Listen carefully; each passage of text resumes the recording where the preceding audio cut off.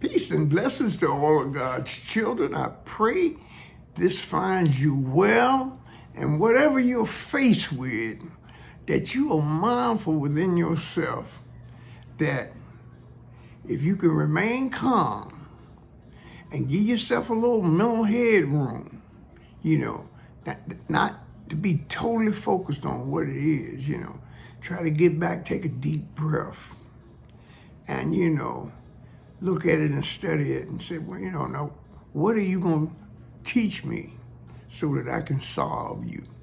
You go at it like that. I want to talk to you today. A lot of people have, I don't know, I don't want to say nothing untoward, nothing like that, but let's just say they have an aversion when you start talking about science, technology, and all that. But what I want to talk to you about today is science, technology, and all that. This is my opinion. I'm not attaching this to nobody else. Sciences, technology, all that, it's verified. It's just further verification. I think science, I think a lot of the technology is just making it crystal clear that God is, not only is he on the throne, he's growing bigger and bigger with every moment. See, what I've noticed, my perception about God is challenges and all of that. There's one of his many names, it's long suffering. It's one of his attributes. Just if you want to personalize this, think about how long, he bears with us. I ain't putting up with our mess until we finally realize that it's us and it's not all these things that we use in the blame game to try to justify ourselves with. I would like to speak today through science to sort of paint a picture, if I may, of how God, through his, as I say, only God knows. He's the creator of all. See, we think and we label it knowing.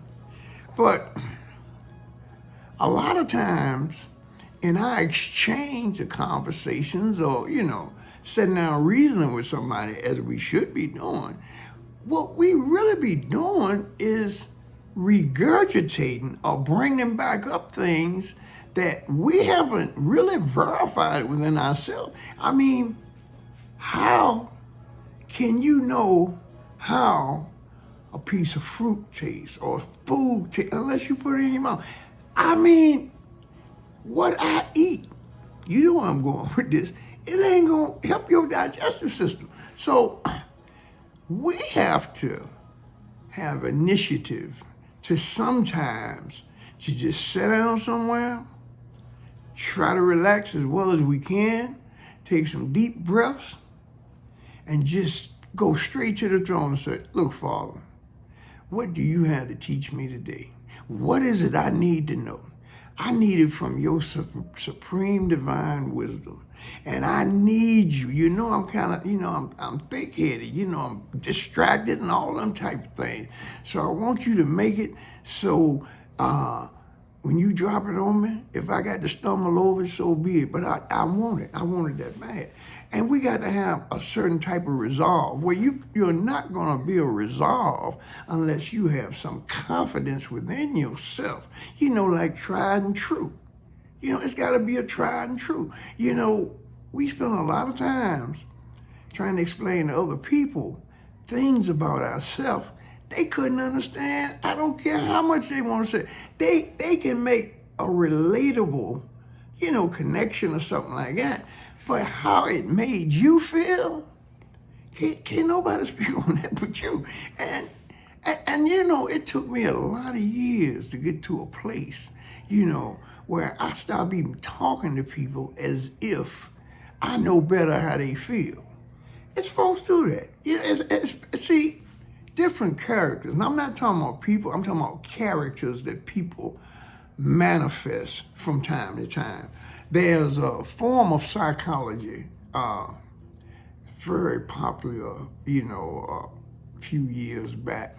It's transactional analysis.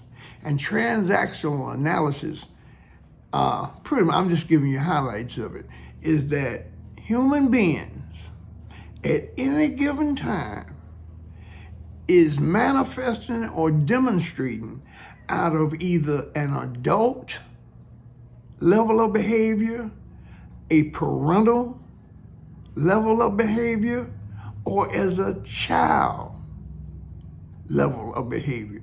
And these three models, they say at any given time, to different degrees of the other, are what we are demonstrating. And we all know of some incidents that a person's character had them look like a little 2-year-old, terrible twos, having a temper tantrum, you know what I'm saying, about something it's not really that, but that's where that person is. And to go to that person and to try to say, look, I know how you felt and all this right here. This person just acted in a way that they're going to think back on it themselves and say, man, what in the world? This is how things escalate. This is how matters. This is how things get out of proportion. Now, I also would like to say that when I get on here to speak, I understand. It's like people ask me all the time through, say, man, why do you read? Why do you do this? Because there's people who need to hear somebody read to them. I don't want to get all in. That's all I can tell you right there. I don't want to say, oh, they got some type of dyslexia. I don't know none of that. I just know there is a need for it. And while I'm on that, that's something else I developed. Let me tell you something. Everybody ain't got to be doing the same thing, except maybe growing together. Because, see, it's enough going on out here. Whatever help you doing, hey, I salute you.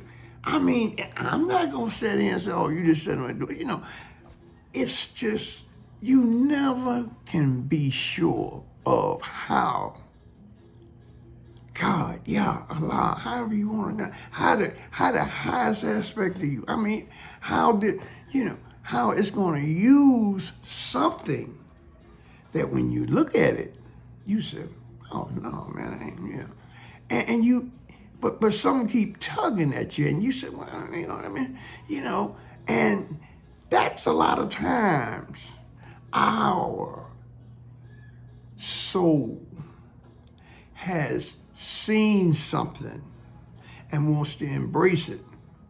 But we are so focused on what's going on as we see it outside of us, we fail to hear the calling of our hearts. And see, this is why when stories are told, there's an emphasis on having that fire, let's go get it attitude, and having also the right level of, let's just say, communicating that can actually go into the heart.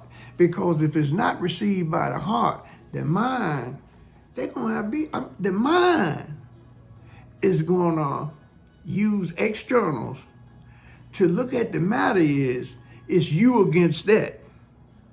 The heart is going to unite you with the situation, and through that uniting it, you're going to become a part of it, you're going to better understand it, and you'll be better able to solve it.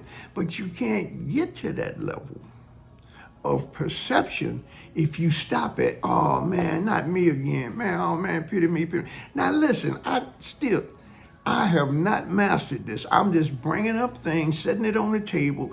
You can look at it, check it out, or you can let it alone. But I'm saying this is the life that I experience every day, moving around, talking to people,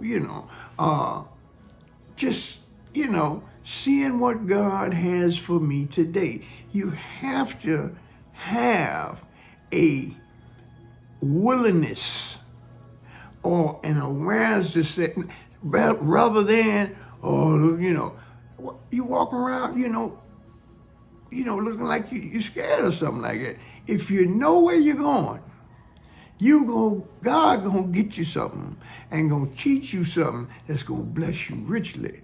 And I think technology, and what spurred me doing this video here, I read, I was doing some studies, as I said, I search it, I want you to research it. I want you to take this term, give it to Siri or Google, however you do in your search engine, right?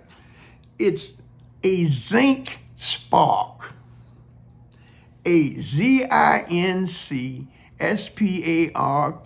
zinc spark. And this happens. This is what it was so fascinating to me. These researchers, scientists, doctors, and all this, they were studying the embryo, the woman and everything.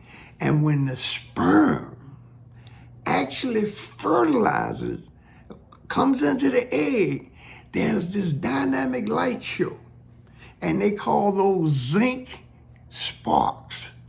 But how can you hear something like that and not think about, this is how I came through light, through them sparks. Now, this is before the egg get fertilized and everything. I'm going to tell you something.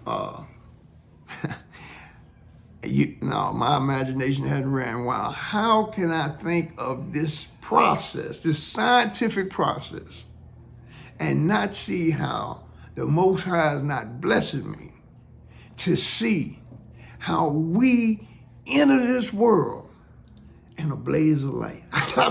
and I want to think that's the light of Christ we see in Genesis chapter 1, verse 3.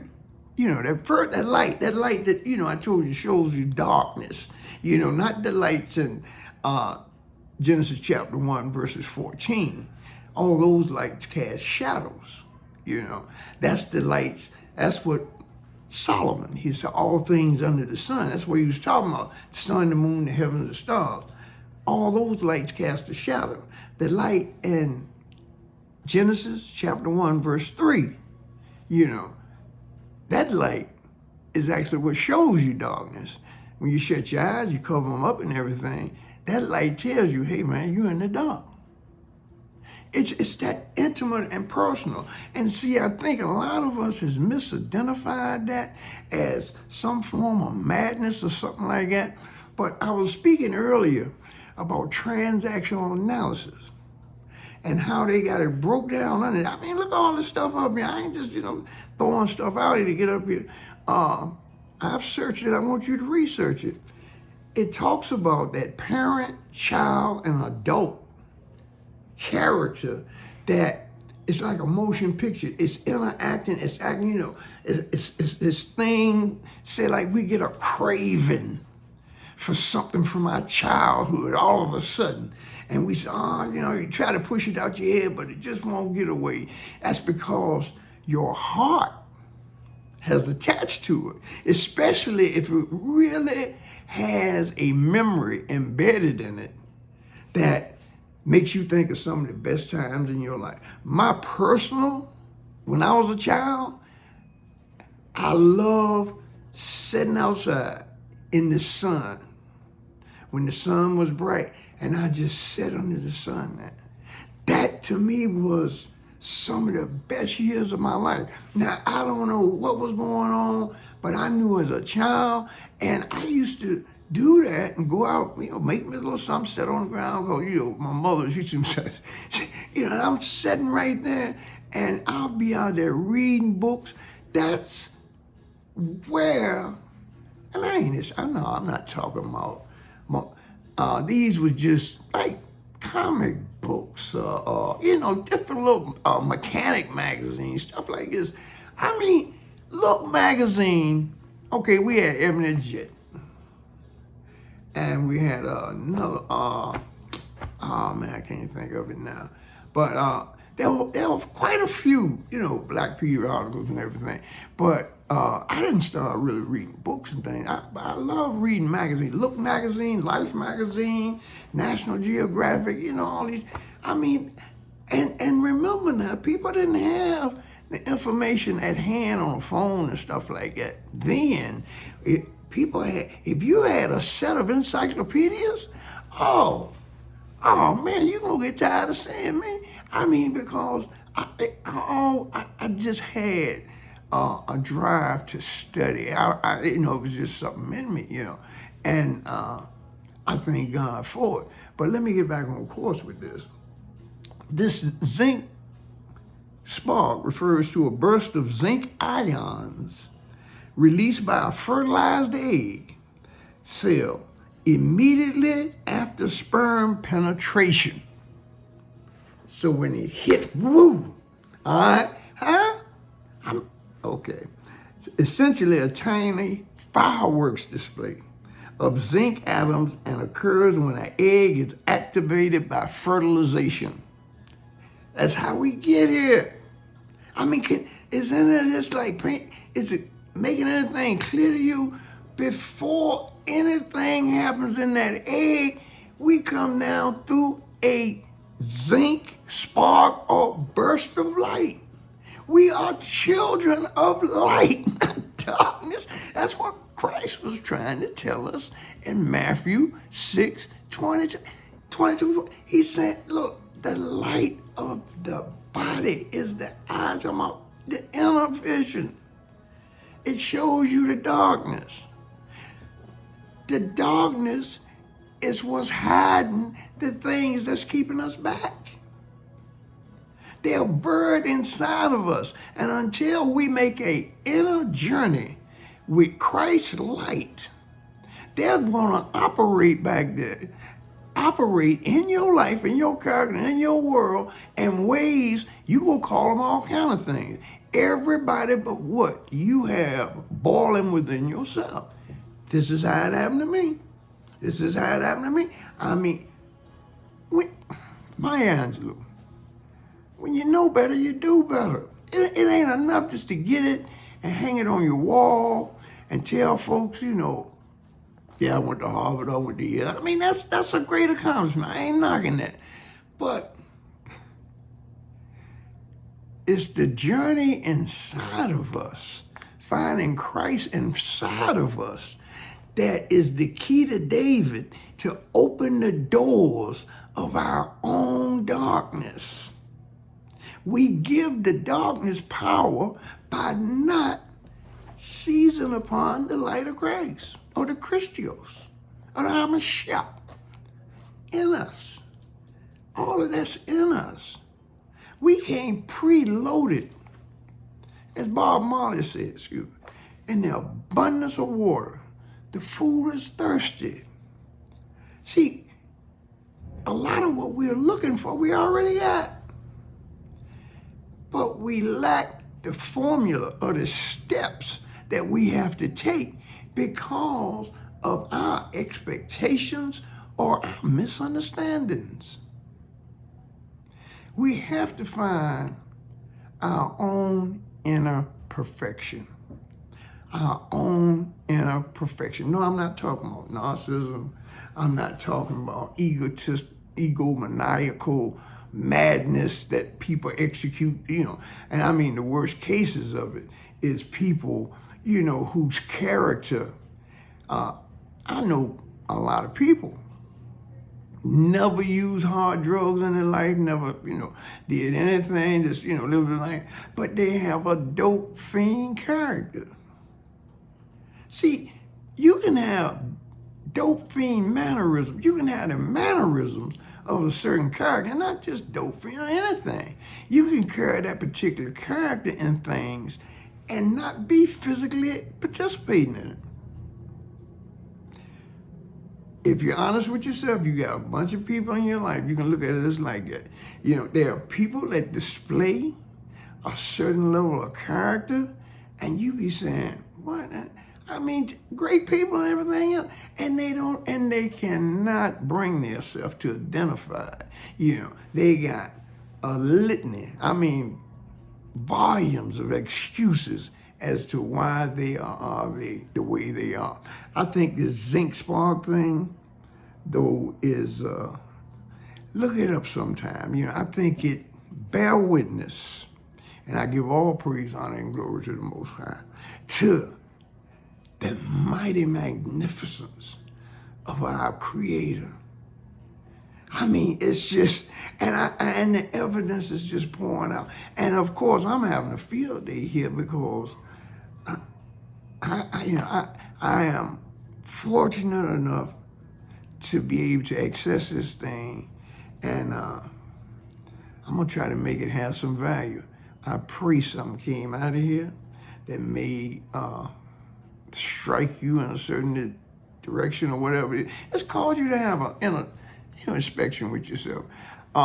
Tomorrow between 11 a.m. and 12 p.m. Yeah, I'll be, Lord willing, the creek don't rise. I'll be doing a live, and I'm going to be speaking on at 6th chapter of Numbers, yeah, and talk about the vow of Nazarite, and talk a few things. Like I said, we just see where it goes. So I pray y'all have a blessed day, evening, your weekend be blessed and everything. Be safe, and don't never forget how great you are. Honor yourself, love yourself, respect yourself. You are more than what you think you are. Peace and blessings.